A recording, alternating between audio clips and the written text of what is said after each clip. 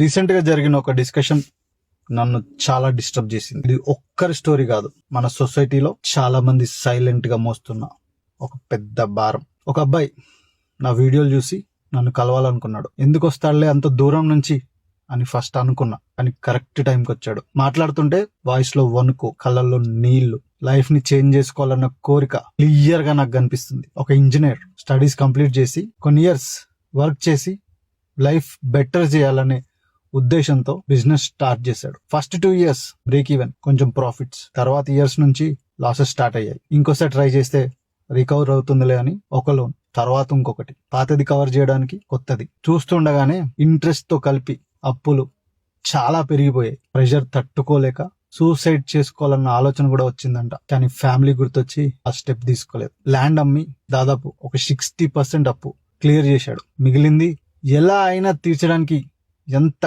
కష్టమైన పడ్డానికి రెడీ అని చెప్తున్నాడు. నేను ఒకటే చెప్పా, ముందు సర్వైవ్ అవ్వాలి. ఇప్పుడున్న ఈఎంఐలు కవర్ కావాలి అంటే ముందు క్యాష్ ఫ్లో రావాలి. ఫస్ట్ జాబ్ టేకప్ చేయి, సైడ్ లో ఒక చిన్న బిజినెస్ స్టార్ట్ చేయని చెప్పా.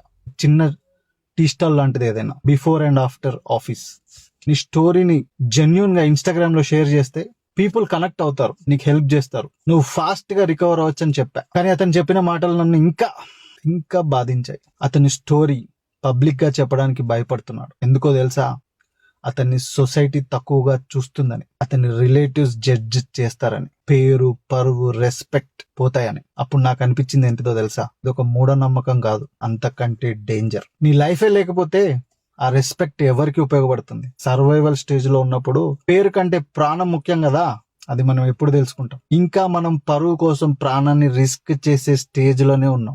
ఇలాంటి మైండ్ సెట్స్ తో ఈగోని కొంచెం సాటిస్ఫై చేయొచ్చేమో గానీ లైఫ్ ని సేవ్ చేసుకోలేం. మనం అందరం మనుషులమే, మిస్టేక్స్ చేస్తాం, కొన్నిసార్లు కింద పడతాం. పడ్డంత మాత్రాన రెస్పెక్ట్ పోదు, క్యారెక్టర్ మారదు. హెల్ప్ అడగడం అంటే తక్కువ అవ్వడం కాదు. మనం కూడా ఎవడైనా కింద పడ్డప్పుడు నవ్వకుండా, వాడిని 4 మాటలు అనకుండా ఉంటే చాలు, అదే వాళ్ళకి పెద్ద హెల్ప్. అతను స్టోరీ చెప్పలేకపోవడం తప్పే, కానీ అతను చెప్పలేకపోయే సిచ్యువేషన్ ని మనం క్రియేట్ చేయడం కూడా మన తప్పే. మీకు నేను చెప్పింది కరెక్ట్ అనిపిస్తే మీ ఒపీనియన్ కింద కామెంట్ లో చెప్పండి. ఈ వీడియోలో మిమ్మల్ని మీరు చూసుకుంటే నా జర్నీ ఫాలో చేయండి.